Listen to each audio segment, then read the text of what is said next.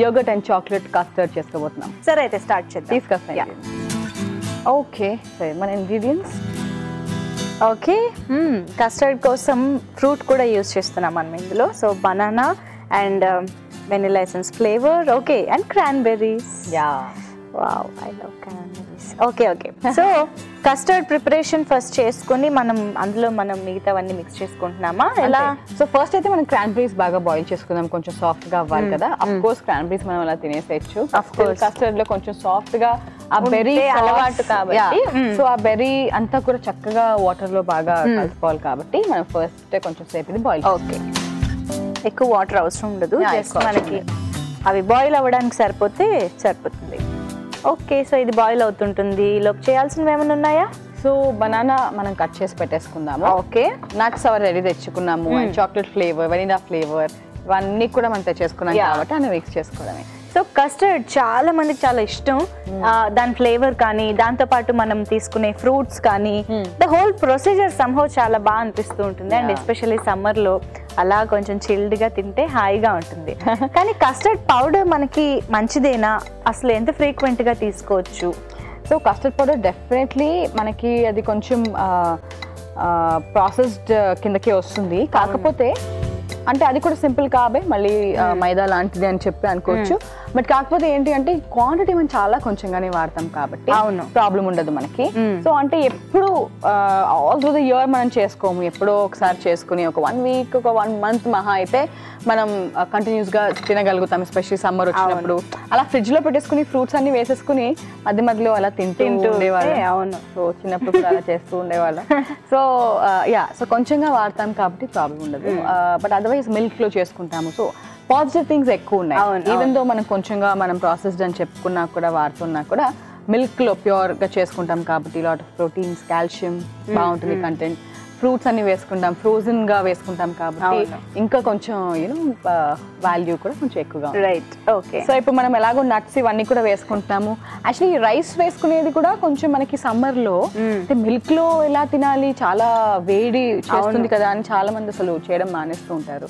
But still ఎలా modify చేసుకోవచ్చు అంటే ఒకవేళ కొంతమంది బాగా హీట్ ఎక్కువ ఉంటుంది కదా బాడీలో, సో అంత హీట్ ఎక్కువ ఉన్నప్పుడు మరీ ప్లెయిన్ గా తినాలంటే భయపడుతూ ఉంటారు కాబట్టి వాళ్ళ కోసం కొంచెం మాడిఫై చేస్తూ పెరుగు వేసుకుంటూ కూడా మనం చేసుకోవచ్చు ఇలా. Okay, nice nice. సో అదే మిల్క్ అండ్ కర్డ్ కొంచెం కంబైన్ చేయడం రేర్ గా జరుగుతుంది.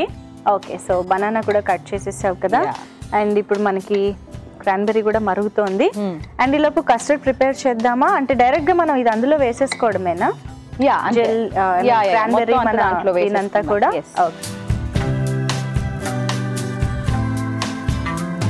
సో కస్టర్డ్ పౌడర్ మనం కొంచెం వాటర్ లో మిక్స్ చేసుకుందాము, లేదా మిల్క్ లో కూడా మిక్స్ చేసుకోవచ్చు. కోల్డ్ మిల్క్ ఉంది కాబట్టి దీంట్లో మిక్స్ చేసేసుకుందాం.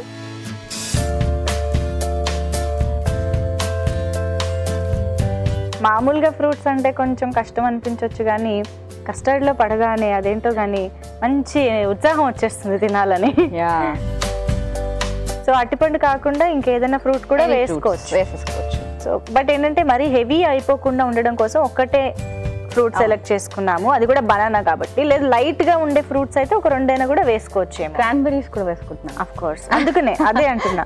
సో అంటే అలా బ్యాలెన్స్డ్ గా చేసుకుంటే సరిపోతుంది. సో పండగ కాబట్టి మనకి ఎలాగో అన్నంతో స్వీట్ చేసుకోవడం అనేది మనం జనరల్ గా చేస్తూ ఉంటాం ఇవాళ అనేసి కొంచెం ఇలా మన కస్టర్డ్ లోనే మాడిఫై చేసుకునేలాగా ప్లాన్ చేసుకున్నాం అనమాట. ఓకే, సో ఇది కలిసిపోయింది. నెక్స్ట్ సో మనకి అది బాయిల్ అయిపోయిందా? ఓకే. ఓ యా, చక్కగా అదంతా కూడా సాఫ్ట్ అయిపోయినాయి. క్రాన్బెర్రీస్ సరిపోతాయి. సో ఇప్పుడు దీంట్లో జస్ట్ నట్స్ అవన్నీ కూడా మనం వేసి మిక్స్ చేసేసుకుందాం. దీంట్లో కొంచెం వెనిలా ఎసెన్స్, ఇప్పుడు బ్రౌన్ రైస్ వేసుకుందాం. ఓకే,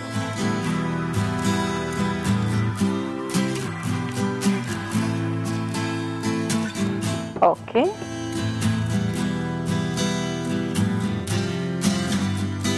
దగ్గర పడిపోయింది కదా.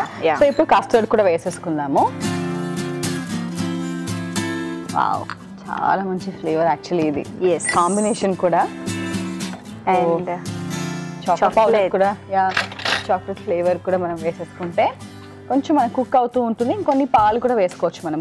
జనరల్ గా కస్టర్డ్ అంటే ఈ కలర్ అలాగా వచ్చేస్తుంది ఆటోమేటిక్ గా, కానీ ఇక్కడ మనం చాక్లెట్ కూడా వేస్తున్నాం కాబట్టి కొంచెం కలర్ మారే ఛాన్సెస్ ఖచ్చితంగా ఉంటాయి.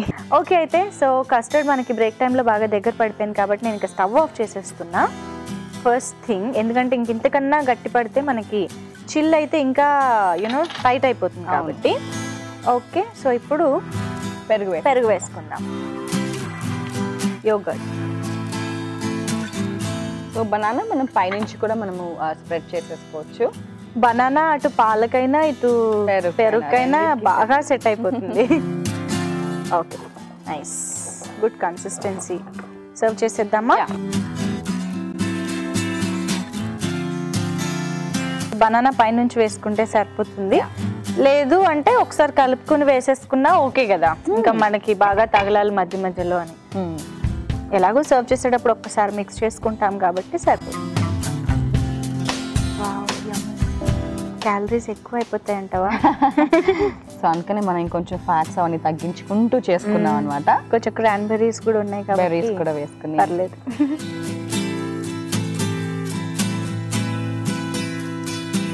ఓకే అండి, సో చూసారు కదా, చాలా డిఫరెంట్ కాంబినేషన్స్తో కస్టర్డ్ రెడీ అయిపోయింది. మేము టేస్ట్ చూసే ముందు దీన్ని తయారు చేసుకునే విధానం, కావాల్సిన ఇంగ్రీడియంట్స్ ఇంకోసారి చూసేయండి. యోగర్ట్ అండ్ చాక్లెట్ కస్టర్డ్కి కావాల్సిన పదార్థాలు: పాలు 1 కప్పు, పెరుగు 1 cup, brown rice 1 cup, custard powder 1 tablespoon, cocoa powder 1 tablespoon, vanilla essence 1 teaspoon, cranberries 1/2 cup, అరటిపండు 1, mixed nuts 1 tablespoon. Yogurt and chocolate custard తయారు చేసుకునే విధానం: ముందుగా పాన్ లో నీళ్లు పోసుకుని క్రాన్బెర్రీస్ వేసి కాసేపు బాగా ఉడికించుకోవాలి.